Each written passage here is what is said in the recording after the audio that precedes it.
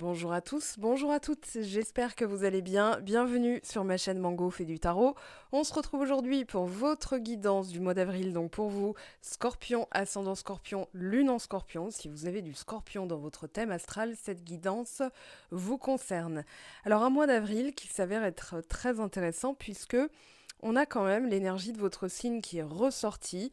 Donc dans l'énergie de votre mois d'avril, on a la vôtre, celle du Scorpion, et on parle de transformation. Alors le 1er avril, on a la nouvelle lune dans le signe du Bélier, on vous dit d'y aller. Alors de vous lancer, je dirais aussi, et d'aller de l'avant, puisque vous avez cette carte qui nous parle d'aller de l'avant, de suivre votre chemin. Alors derrière, on a la prise de risque. Est-ce qu'il n'y aurait pas là un message? Je vous avais déjà parlé d'aller vers plus de simplicité. J'ai l'impression qu'on va y revenir ce mois-ci. Alors, je sais plus quel mois j'avais évoqué ça, mais c'était peut-être au mois de janvier, mois de décembre. Mais en tout cas, voilà, là on retrouve cette pulsion en avant, cette envie de transcender certaines choses. Vous êtes en pleine transformation. Donc, 1er avril, nouvelle lune dans le signe du Bélier. Elle sera 0% à 8h24 du matin, heure de Paris. Le 2 et 3 avril, il y a ma formation tarot. Je vous ai mis toutes les informations donc, dans la barre de description, pardon. Le 16 avril, on aura la pleine lune dans le signe de la Balance, donc à 20h55 heure de Paris. On vous parle de trouver un équilibre. Alors cet équilibre, c'est aussi une juste mesure des choses. Qu'est-ce qui en vaut la peine? Qu'est-ce que je peux faire de plus? Et toujours en vue d'un bien-être. J'ai l'impression que cette pleine lune, alors elle nous parle de transformation, de transmutation. D'ailleurs, allez voir les vidéos de Roland Legrand à ce sujet parce que on les a intitulés à peu près pareil. Donc il y a bien une énergie qui revient, une énergie de transmutation. D'ailleurs, c'était Pluton qui était le régisseur du mois d'avril des Capricornes. Donc peut-être que vous avez votre ascendant, votre signe solaire, lunaire, peu importe, entre Scorpion et Capricorne. En tout cas, il y a vraiment cette notion de modeler, de remodeler, de voir différemment. D'ailleurs, on vous parle de changer votre perception.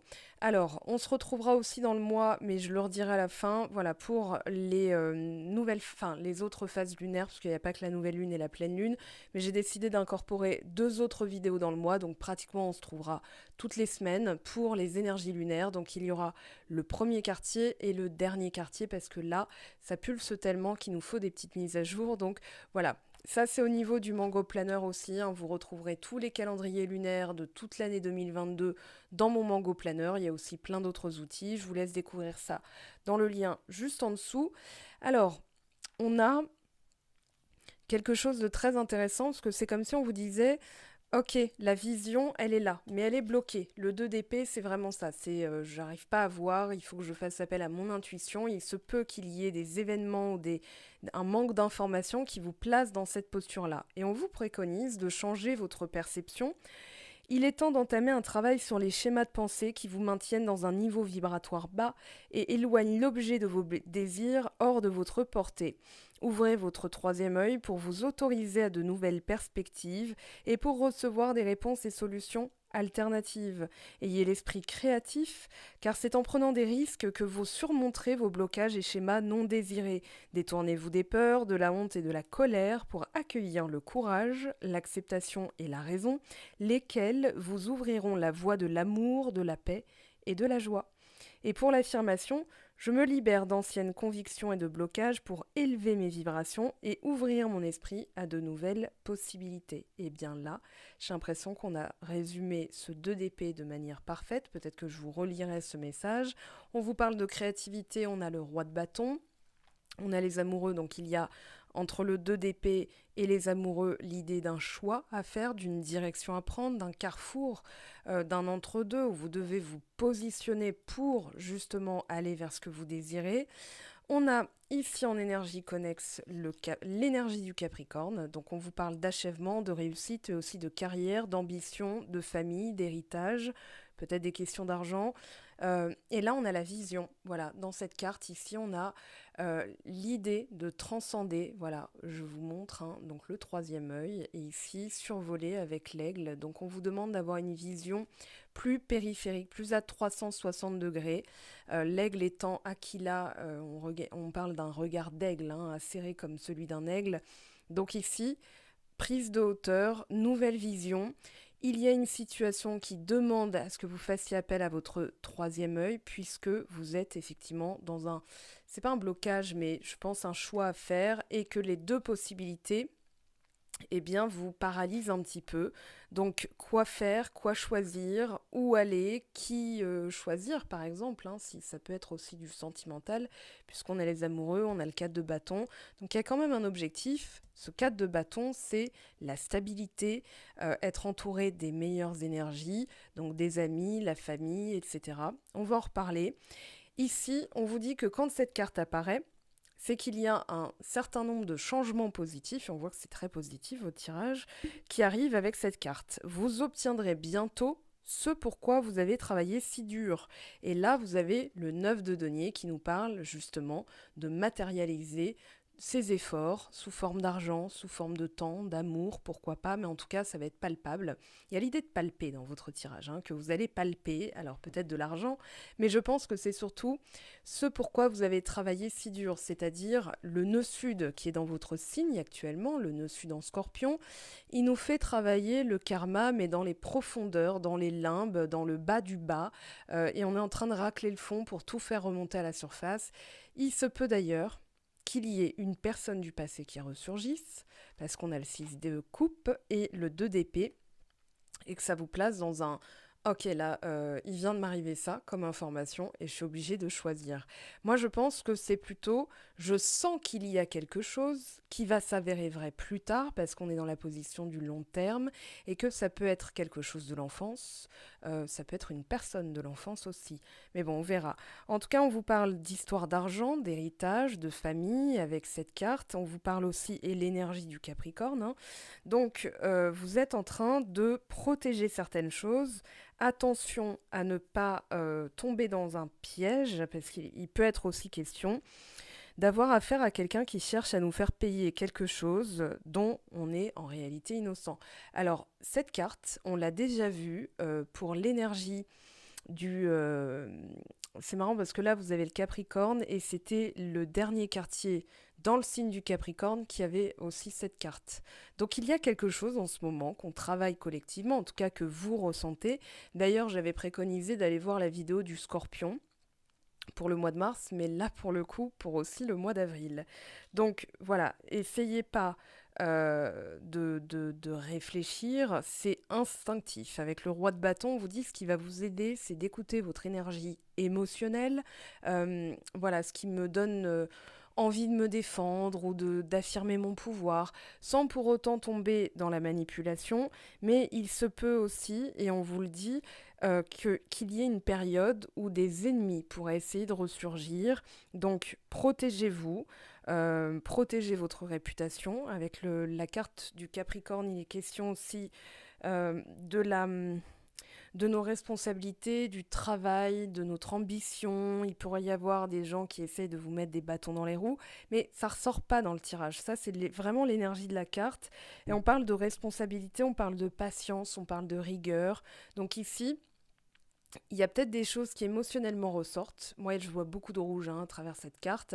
Et c'est surtout, alors, une renaissance, une transformation, parce qu'il peut y avoir effectivement des choses qui ressortent pour que vous puissiez les nettoyer. Ne sud en scorpion, là vous êtes scorpion et on a l'énergie du scorpion, donc vous êtes en plein dans ce pourquoi vous êtes né. Enfin, on va dire si c'est votre signe solaire, voilà, vous êtes né entre le octobre et novembre, eh bien en fait, vous êtes en train de vous imprégner de tout ce que vous avez pu mettre en place, de ce pourquoi vous êtes né, entre guillemets, hein, c'est-à-dire en termes d'incarnation, quand on est dans cette période-là, en tant que signe du scorpion, eh bien c'est qu'on a des choses à faire. En tout cas, on vous dit que quelque chose de nouveau naît de ce qui est mort. On parle de ce qu'on croyait mort, pardon. On parle de résurrection, de l'amour né des entrailles de la passion, de charisme, de désir, de tout ce qui est banque, héritage, tabou.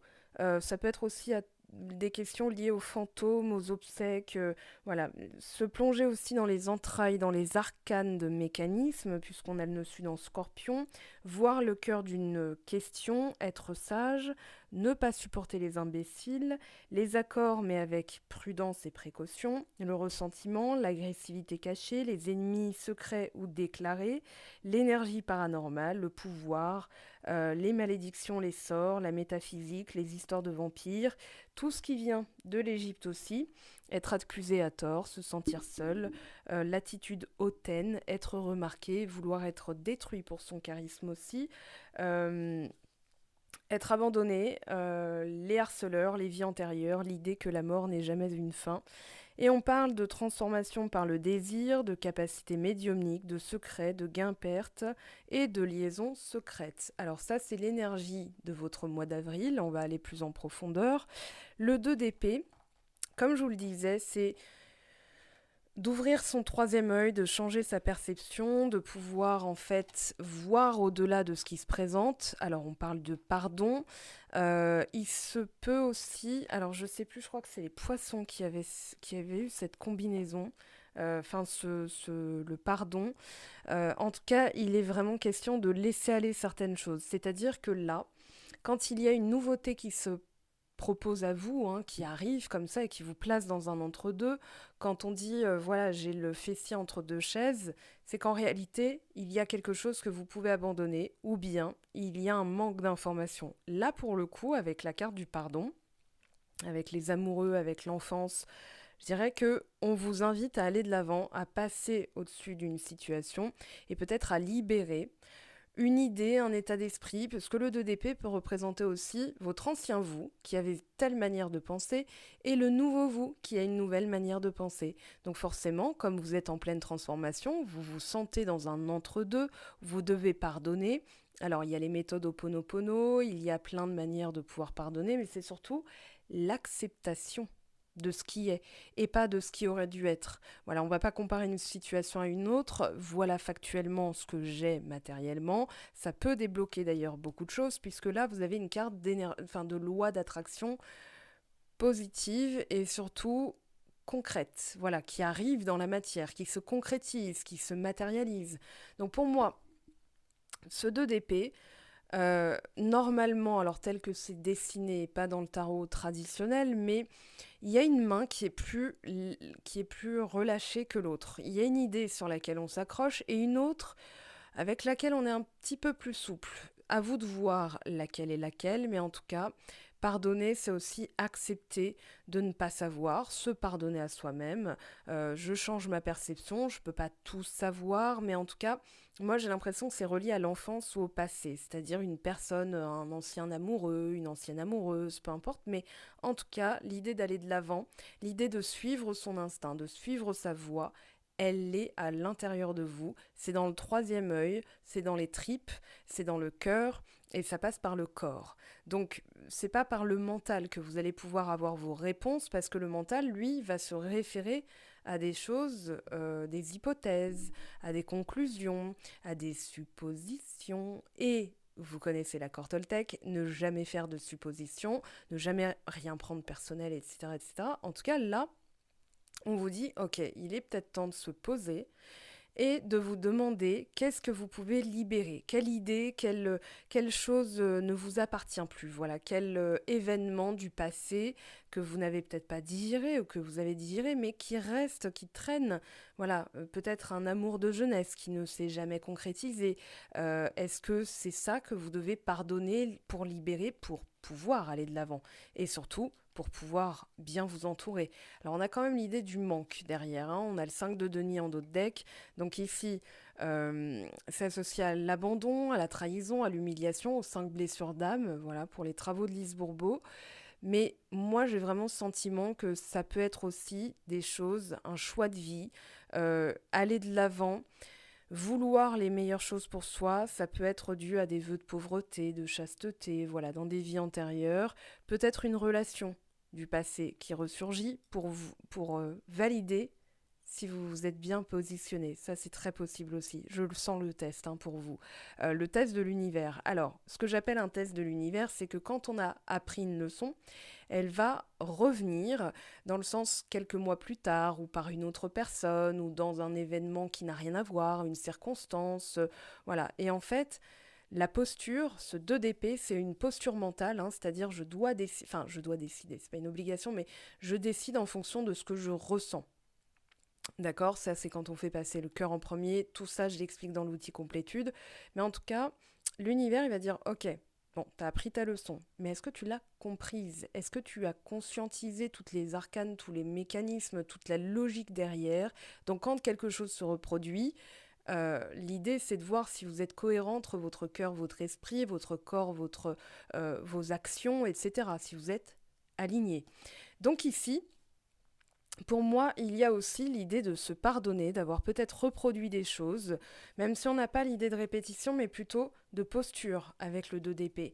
Le roi de bâton, je m'affirme, je suis créatif, j'ai aussi l'énergie et le pouvoir de changer. Voilà, c'est parfait.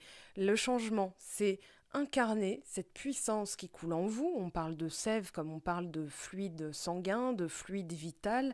Et moi, j'ai l'impression que ici, ok, je veux changer. Je veux aller jusqu'à la concrétisation des choses. Et d'ailleurs, on vous dit, ce qui va vous aider, c'est un changement ou de changer. Alors, de changer, c'est-à-dire, ok, moi je sais que j'ai de l'énergie en moi. J'ai appris à vivre avec certains mécanismes, et puis maintenant que je les ai défaits, eh bien, je vais en installer de nouveaux. Et c'est par la répétition, c'est en allant jusqu'au bout, c'est ce qu'on vous dit avec le roi de bâton, hein. Il y a l'idée de réussite, d'aller jusqu'au bout d'un projet, pourquoi pas, qui vous transforme, qui vous change, mais aussi changer pour pouvoir mener à bien ce projet. Enfin, il y a l'idée, en tout cas, de mener à terme. Voilà, je veux que vous gardiez ça en tête. Il y a l'idée de mener à terme quelque chose. Ça peut être au niveau du travail, travail énergétique, travail professionnel, enfin, domaine professionnel ou domaine plus personnel, hein, bien sûr. Mais mener au bout jusqu'à la concrétisation. Et cette concrétisation, c'est ce qu'on vous disait avec la carte du scorpion. Là, vous allez toucher, vous allez matérialiser ce pourquoi vous avez travaillé si dur. Donc il y a l'idée de persévérance derrière ce roi de bâton. Donc ce qui va vous aider pour entériner, matérialiser ce changement, c'est de prendre conscience de votre énergie, d'aller jusqu'au bout. Et là, à court terme, en tout cas ce qui arrive dans ce mois d'avril, c'est le matériel. Alors on a l'action. Pour moi, peut-être que vous allez toucher et que vous allez être hésitant dans le sens ok, est-ce que je dois vraiment y aller? Parce que là, on a changement, action, aller de l'avant. Je pense que le message est clair. Bien sûr qu'en guidance privée, je vous dirai si oui ou non c'est la période idéale, si toutes les conditions sont réunies, qu'est-ce qu'il y a comme travail à faire au niveau énergétique, mais c'est une guidance personnelle. Là, on est dans une guidance générale, donc je vous dirais vraiment de manière globale que ici, si vous l'avez du bout des doigts, si vous le touchez, ça peut être un projet, ça peut être quelque chose qui enfin se concrétise, on vous dit de foncer. On vous dit clairement, allez-y, passez à l'action. Le changement est là. Et puis, il y a des choses qui arrivent un peu en rafale hein, quand même. Avec le 6 de coupe et le 8 de bâton, alors ça peut être des messages, on a protection, peut-être envie de protéger. Alors on a l'enfant, on a l'enfance, on a quelque chose du passé, peut-être quelque chose qui est protégé, qui arrive vite. La protection, ça peut être, voilà, là j'ai des messages comme quoi je dois aussi protéger mon innocence, ma créativité, je dois... parce que quand on a des obligations à l'âge adulte, forcément on oublie de s'amuser, enfin s'amuser c'est pas faire la fiesta, mais plutôt de voir le bon côté des choses, le bon côté de la vie. Donc ici, pour moi, la protection avec le 6 de coupe, c'est vraiment je veux protéger l'innocence, je veux protéger ce que j'aime le plus, qui me confère, qui me donne, qui me redonne ce goût de la pureté. Enfin, il y a vraiment ce côté pur et innocent de l'enfance, de l'enfant. Alors, est-ce que ce serait pas revenir aussi sur quelque chose que vous avez laissé de côté quand vous étiez enfant? Ça, c'est très possible. Et on vous dit, mais si c'est un projet qui touche à ça, qui touche à ce domaine que vous aviez mis de côté, eh bien, vous avez peut-être une rafale de messages, une rafale d'encouragement pour aller dans ce sens parce que c'est protégé. En tout cas, avec les amoureux, il y a l'idée d'une relation. Alors, je peux pas dire protégée parce que ça dépendra de là où vous en êtes, mais je dirais une relation miroir qui vous fait travailler, une relation divine dans le sens où elle a été guidée, elle vous a été envoyée, amenée pour vous faire travailler quelque chose. Ça n'est pas forcément destinées à durer. En tout cas, moi, c'est ma conviction. C'est que certaines relations peuvent être très intenses, très courtes, des relations du passé qui reviennent pour voir si vous avez bien positionné vos convictions, votre identité. On a la joie. Pour moi, vous allez vers quelque chose qui vous met en joie. Un choix de vie où vous vous incarnez avec la simplicité, l'innocence, quelque chose de pur, de sain, quelque chose qui éveille en vous un désir profond, voilà. Et puis la joie avec les amoureux, ça peut être aussi ce choix qui est fait qui vous met en joie, mais peut-être aussi une relation. Alors, on va interroger parce que c'est assez ambivalent. Je vais demander. Ouais. Alors, ce 2 d'épée, on va commencer par lui. Le 2 d'épée, s'il vous plaît. On a le roi de denier. Ça peut parler d'un taureau. Roi de denier, c'est taureau, il me semble. Ça peut parler... Ah non, c'est Capricorne. Ok, ça peut parler de quelqu'un du signe du Capricorne, mais je partirai pas là-dedans, c'est vraiment global. On a encore l'énergie du Capricorne avec le roi de denier, et c'est un taureau qui est dessiné, mais bon, on a cette idée de maintenant toucher vraiment la concrétisation de vos désirs. Il y a vraiment ce côté matériel, ce côté tout ce que je touche se transforme en concret. C'est plus qu'un désir qui vient dans mon esprit, c'est pas qu'un rêve, c'est quelque chose que je peux toucher. Sauf que le 2 d'épée nous dit, ouais, mais c'est pas aussi simple parce que ça vous oblige à abandonner peut-être aussi quelque chose. Alors ça peut être quelqu'un qui revient dans votre vie et vous êtes obligé de vous positionner par rapport à ce que dans quelle configuration vous êtes actuellement, je ne sais pas. Mais en tout cas, regardez, 10 de denier, on est bien dans la famille. Ah, on est dans le... Ok, avec le 10 de denier et le 3 de coupe, on est dans l'intragénérationnel. Donc c'est vraiment une posture par rapport à la famille, par rapport à l'argent et par rapport à la mère, au père, hein, bien sûr. Mais en tout cas, c'est vraiment l'héritage, parce qu'on a l'énergie du signe du Capricorne. Vous êtes en train de transformer les choses, donc c'est peut-être aussi recoller à quelque chose qui vous plaît plus, que vous avez mis de côté, parce que jusque-là, il y avait une question d'ordre familial ou une question d'ordre... Alors, héritage transgénérationnel, ça va être surtout au niveau des blessures, des mémoires, voilà, qu'on se ramasse et qu'on coupe hein, au bout d'un moment. En tout cas, 6 de coupe, qu'est-ce qu'on vous dit? Jugement. Ouais, ça peut être une relation qui renaît de ses cendres, hein, quelque chose du passé, clairement. Alors ça ne concernera pas tous les scorpions. On peut aussi parler de nouvelles visions avec le jugement. Donc c'est peut-être une vision plus simpliste, plus claire, plus limpide, plus rapide, plus pure, voilà. Pour certains, ce sera ça. Pour certains d'entre vous, une minorité, ce sera peut-être la renaissance d'une relation. Mais en tout cas, ça peut parler de réconciliation, mais je pense que c'est vraiment quelque chose qui était mort, fini, enterré, archivé, classé, tout ce que vous voulez, et qui ressurgit comme ça. C'est la résurrection, hein, le jugement. C'est aussi revenir d'entre les morts. Ah bah je croyais que t'étais... moi je savais plus, j'avais plus de nouvelles depuis 20 ans. Vous voyez un peu l'idée? Donc voilà, c'est pas quelqu'un que vous venez de quitter ou que... C'est quelque chose... Moi je dirais même, je vais m'autoriser à dire 20 ans, hein, vraiment, avec le 20 ici. Euh, le 6 de coupe, c'est vraiment le passé, l'enfance. Donc peu importe l'âge que vous avez, en tout cas, ça date, ça remonte. Avec les amoureux, qu'est-ce qu'on a? On a quand même une lame majeure plus les amoureux. Avec les amoureux, qu'est-ce qu'on vous dit? Il y a celle-là en premier, valet d'épée. Ça peut être une nouvelle personne aussi qui arrive et qui vous rappelle quelque chose de l'enfance que vous aviez mis de côté. Ça peut être en allant voir une expo ou quelque chose, voilà, comment dire? Une activité voilà, qui vous permet une formation aussi, pourquoi pas, de nouvelles connaissances à travers les amis. On avait le 3 de coupe, on avait le 4 de bâton, donc ça peut nous parler aussi de l'entourage proche qui va vous faire découvrir un autre aspect de vous-même et même à travers une nouvelle rencontre. Je pense que vous allez avoir des messages à travers une rencontre. Je vais réinterroger parce que plusieurs cartes étaient sorties. 3 de denier, c'est vraiment en vue. de vous faire travailler quelque chose que vous avez mis de côté depuis l'enfance. 3 de denier, c'est le don, le talent. Alors ça peut être, si vous rêviez d'être artiste et on vous a toujours dit, bah non, mais tu seras jamais Picasso dans la famille, on est des manuels, mais on travaille, je sais pas moi, dans le bâtiment. Bah là, vous allez vous dire, ok, mais je vais être peintre aussi, mais dans mon bâtiment, je sais pas, enfin voilà, mais vous verrez bien. En tout cas, il y a quelque chose de très positif. C'est très encourageant parce que j'ai l'impression que vous allez recoller. On peut aussi parler de mission de vie entre le 3 de denier et les amoureux.